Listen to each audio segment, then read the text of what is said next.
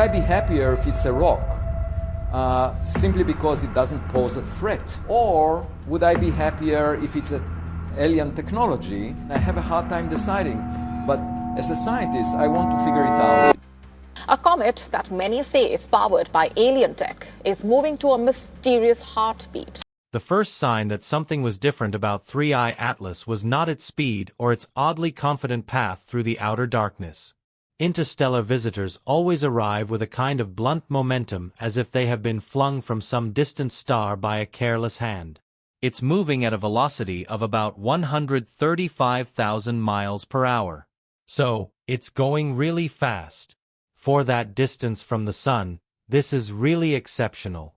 You have to be an interstellar object to be going that fast at that distance from the Sun. This one looked like that at first. A faint, fast-moving point that refused to match the gentle circular habits of local debris.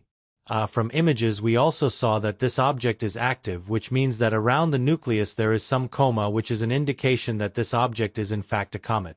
Then the tracking solutions tightened.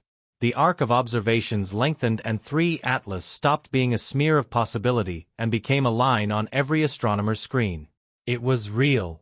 It was inbound, and it was unmistakably not from here. Before we start, smash the like and subscribe buttons for more updates. Right now, it's hard to say how big this object is because being active, the brightness that we see is partially due to the size of the object, but also it's partially due to the activity. It was during the routine follow-ups, the unglamorous nights of refining photometry and checking for coma that the surrounding began. 9 additional points appeared in the data, not in a random spray the way a fragmenting body might shed crumbs, but in positions that made the mind reach for patterns before it remembered to be cautious. At first, they were dismissed as background stars, then as catalog errors, then as processing artifacts, because that is how science protects itself from embarrassment. But the points moved. They kept pace not by matching 3I Atlas exactly, but by maintaining a relationship to it, as if each object had been told where to be relative to the traveler rather than where to be relative to the Sun. The geometry was what made people sit up straight. 9 objects, each faint, each compact, each refusing to brighten into obvious comets or spread into natural dust clouds. They occupied positions around 3 Atlas that shifted with time but did not drift away. As the interstellar body crossed the regions where the Sun's pull begins to dominate, the 9 companions adjusted. They were not locked into a rigid ring, and they were not trailing like a debris field. They were distributed in a loose adaptive envelope like a school of fish around a larger animal, or like instruments around a probe maintaining coverage rather than orbit. The distances between them were large enough to dodge the simplest claim of gravitational binding, yet small enough to be meaningfully connected. The first instinctive argument was fragmentation because nature loves to break things apart. But fragmentation produces a signature, a fan of pieces with shared motion, slowly separating under tiny differences in ejection velocity, often accompanied by dust and gas that respond dramatically to sunlight. Here, the companions behaved as if separation were being actively corrected. Their relative positions did not wander the way unpowered fragments would wander. Their brightness did not flare with rotational tumbling or volatile jets the way small bodies do when they are stressed by warming. If they were natural in a way nobody had seen before. And that alone was enough to turn a technical curiosity into an event with a pulse. Another early explanation tried to keep everything within the comfort of physics by invoking a gravitational choreography. Perhaps 3 Atlas was not a single body at all, but a compact cluster, a small primary accompanied by multiple minor objects in loosely bound orbits like a tiny system wandering between stars. That idea is not absurd on its face. We have seen binaries and trinaries among asteroids and Kuiper belt objects. But 9 is a crowd, and the stability of such a configuration across interstellar travel is difficult. Passing stars, galactic tides, ancient close encounters, all would tend to disrupt a fragile cluster over the unimaginable distances between suns. And even if such a family arrived intact, the companions would settle into predictable orbital patterns around the primary. What was observed instead looked more like stationing than celestial mechanics. The moment that possibility entered the conversation, the language around 3 Atlas changed. Astronomers are trained to speak in probabilities. But the public and policymakers do not live in that world. The word artificial did not need to be shouted to take hold. All it needed was to be allowed to exist as a hypothesis alongside the natural ones. 9 objects surrounding an interstellar visitor is not merely a puzzle. It is an implication with teeth.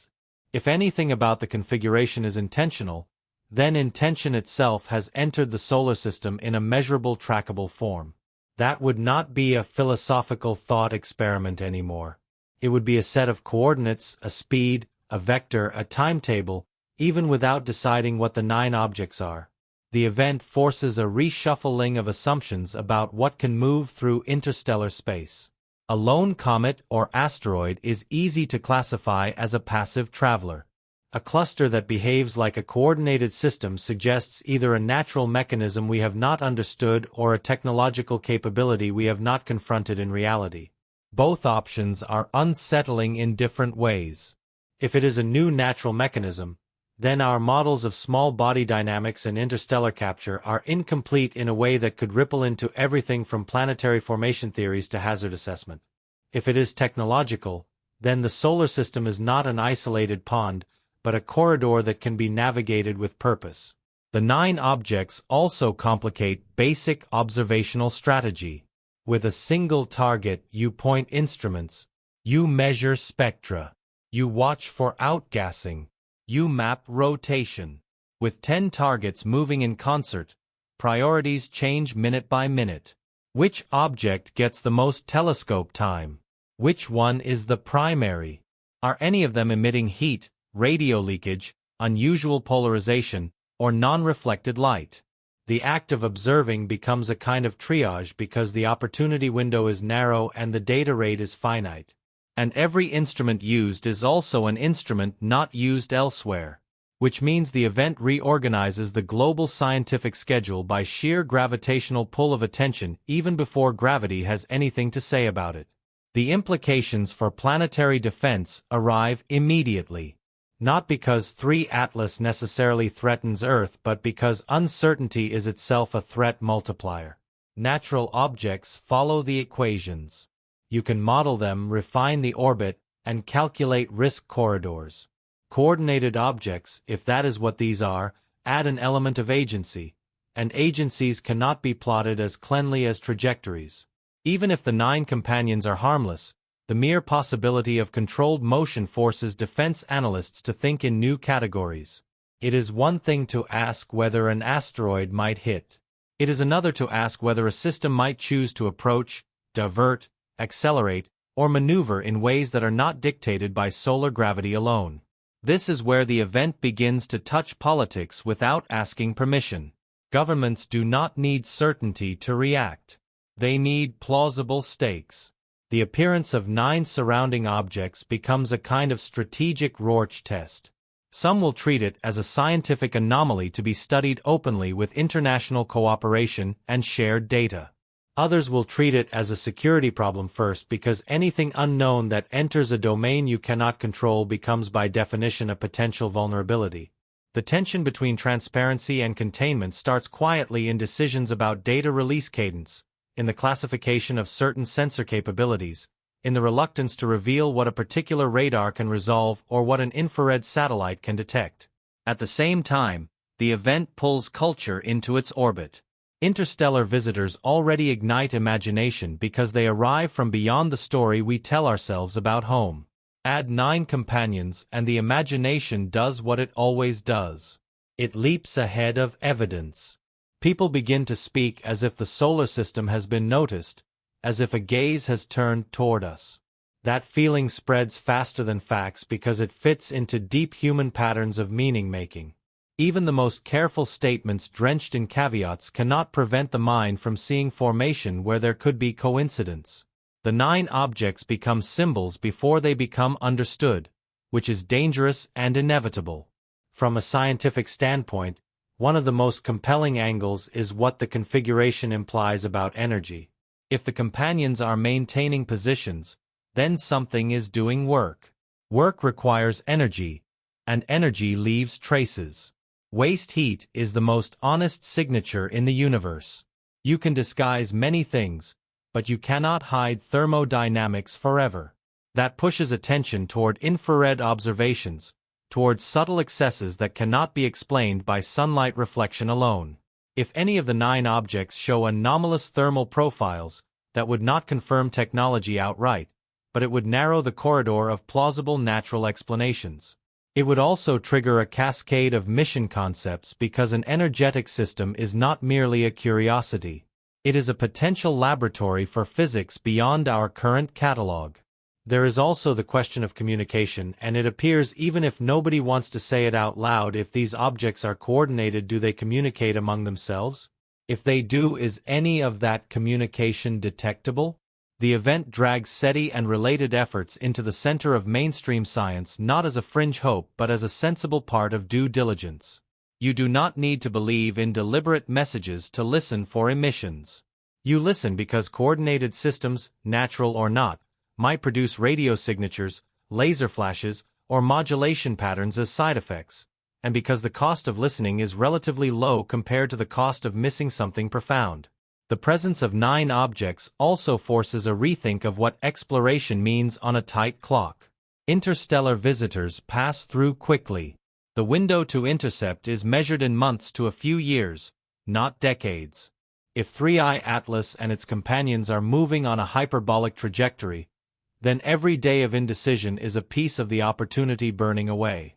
This brings an unusual urgency to mission planning because the classic approach of study, design, build, launch, and cruise is too slow.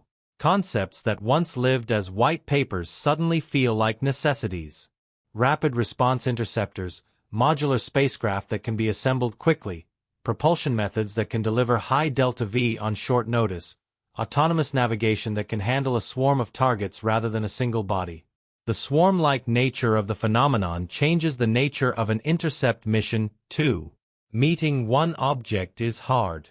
Meeting 10 is an engineering challenge that borders on art. You would want distributed sensors, perhaps multiple small probes released to sample the region around 3 Atlas to map gravitational anomalies to sniff for volatiles to image surfaces at close range. But every probe adds complexity, and complexity competes with time. The event therefore becomes a stress test of our spacefaring maturity. Can we react to the unexpected at interplanetary distances with competence and speed? Or are we still bound to slow rhythms that assume the universe will wait? Even before any spacecraft is launched, the 9 objects create a fascinating problem in dynamics and measurement. If their positions relative to 3 Atlas can be tracked with high precision, they might serve as test masses for the gravitational environment around the interstellar traveler. That could reveal whether 3 Atlas has unusual mass distribution, whether it is hollow or dense, whether it carries a cloud of unseen material. The companions could act like floating yardsticks tracing invisible gradients in gravity or outgassing. If the system is natural, it is still a rare chance to study a complex microenvironment moving through the solar system.